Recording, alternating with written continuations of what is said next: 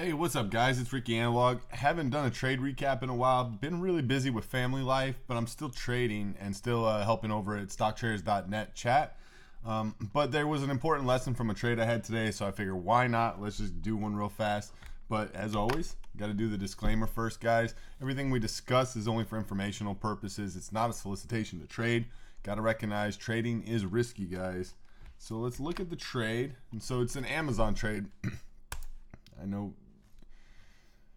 not everybody's interested in these big, the more expensive names, but I try to tell you guys these things. If you know how a stock moves, you can trade the big names the same way you do the small ones. Let's look at the trade. And so this was actually a long. You'll see that I bought this at right when it was breaking. Actually, I waited for the pullback after the break of this. What was it? 16. Over 1681 is what I think I told the chat. I said if that triggers, then I'll be trying to buy a dip right around 1680. It pushed up, you see that, and then when it came back in, I bought, but then the pullback just didn't stop. And my stop was under the low here of this 16, I think it was 72. And I told everybody, I said, listen, guys, if this stops me out, I am flipping short. Got to switch bias on this. This thing could definitely have some room down if it gets under that level.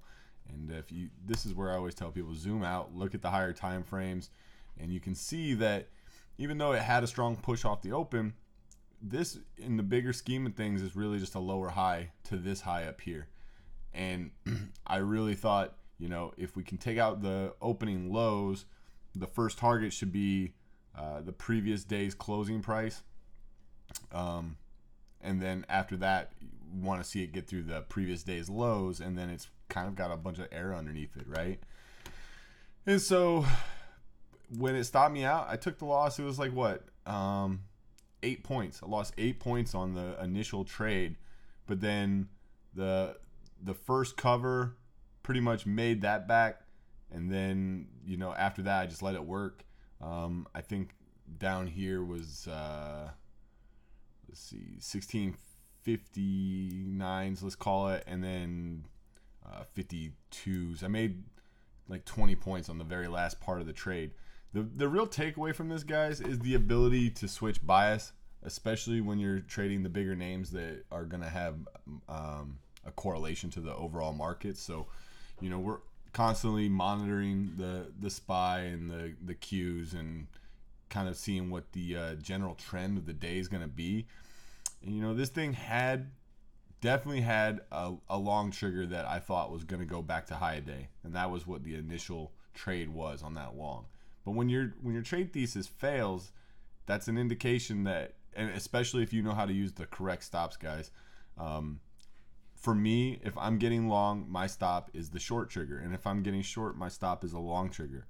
So knowing that, it makes it really easy to flip your bias, especially on a name like this that had that air pocket under it where it definitely had reason to come in.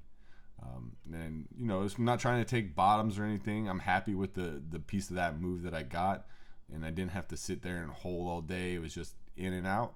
Let the trade work, get your targets, and be done with it. But it was a great trade.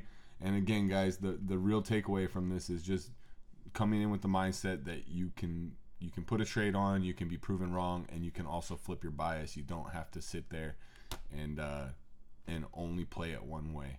So hopefully you took something away from this, guys. If not, come talk to us over at stocktraders.net. Lots of very, very great traders over there, and the whole community in general has just been doing very well, especially even in these tough markets, guys. So got a free 3-day trial to the premium side. We do have a free trading floor, all kinds of really good tools. Come check us out. StockTraders.net. It's your boy, Ricky Analog. Peace.